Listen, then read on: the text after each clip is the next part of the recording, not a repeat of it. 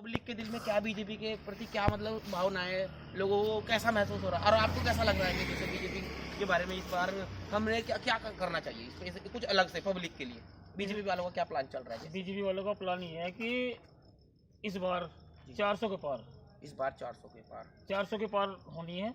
और जितने भी संशोधन होने हैं पुराने कानून में, उस वही कानून अब नए सिरे से नहीं बनेंगे। नहीं बनेंगे। और वो जो मतलब जो रोड जैसे पुरानी है ये पूरा नहीं पुरानी रहेगी, अभी नहीं बनेगी, थोड़ी नहीं बनेगी, आने दो सरकार को। सर गड्ढे तो बहुत सरकार तो चल रही सर 15 सालों से आपकी, अभी टाइम लगा, इसका प्रस्ताव भी पास हो रखा है। लेकिन और देखो ये तो कुछ लिख के देना पड़ेगा। मान लीजिए अब 15 सालों में अब तक तो गड्ढे भरे नहीं गए, अब इस बार 400 पार करने के बाद फिर भी गड्ढे और बढ़ गए तो मैं बता रहा हूँ 400 पार करने के बाद में सबसे पहले देश मजबूत होगा, मजबूत होने के बाद में अजी रोड मजबूत करवा दो, देश तो हो ही जाएगा। रोड तो कच्ची हुई पड़ी देख रहा हूँ ये रोड पे गड्ढे इतने हो रहे हैं। और सर लाइटों का बड़ा इशू है सर, यहाँ पूरी हमारी एल्पस कॉलोनी के बीच में जैसे इतना अच्छा कॉलोनी का माहौल हमारा चल रहा है और बीजेपी के प्रति तो हम हमेशा खड़े रहते हैं, लेकिन कभी बीजेपी के प्रति प्रत्याशी होने के बावजूद हम अब आपसे हम अब मिले हैं तो नेताजी कुछ रोड के बारे में बताएगा, छोड़ो लेकिन खंभों के बारे में सर थोड़ी नज़र डालो। हर जगह अंधेरा अंधेरा हो रहा है, चोर कब आते हैं बैटरी निकाल कर ले जा लेते हैं, चोर घर में बढ़कर 3 बजे लोगों को छेद कर चले जाते हैं, लोग बाग एक दूसरे को समझ नहीं पा रहे, पहचान नहीं पा रहे कि हमारा बंदा था या कोई और था।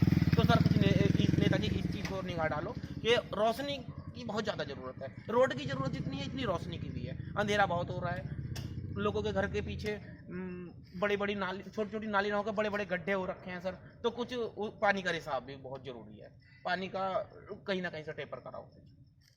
एक छोटी सी बात है, आपने मुझे नेताजी कहा है, बूथ अध्यक्ष कहा है, जब बूथ अध्यक्ष ही सुरक्षित नहीं है यहाँ पर, मुझे ही लूट लिया गया यहाँ पे।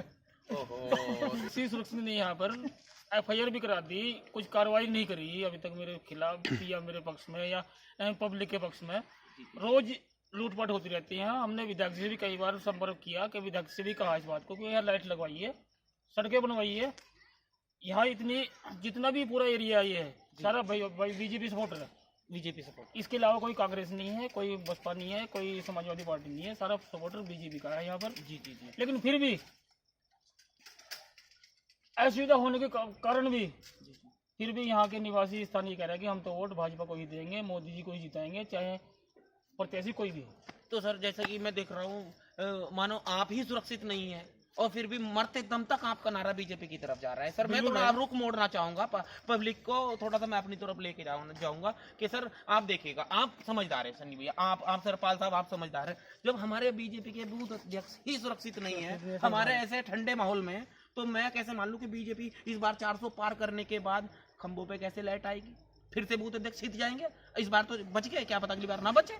तो ये तो बड़ा गंभीर विषय है सर। कुछ तो बीजेपी देखिए सर, बीजेपी बस यहाँ पे क्या है ना, ये जो रोड है इसमें आने जाने में समस्या होती है इंसानों, हर इंसान को। कोई मतलब कि कोई लेडीज प्रेग्नेंट है उसको एम्बुलेंस ले जाने आ जाए तो समस्या है, एम्बुलेंस नहीं पहुँच पाते टाइम पे, ये दिक्कत है सबसे ज़्यादा।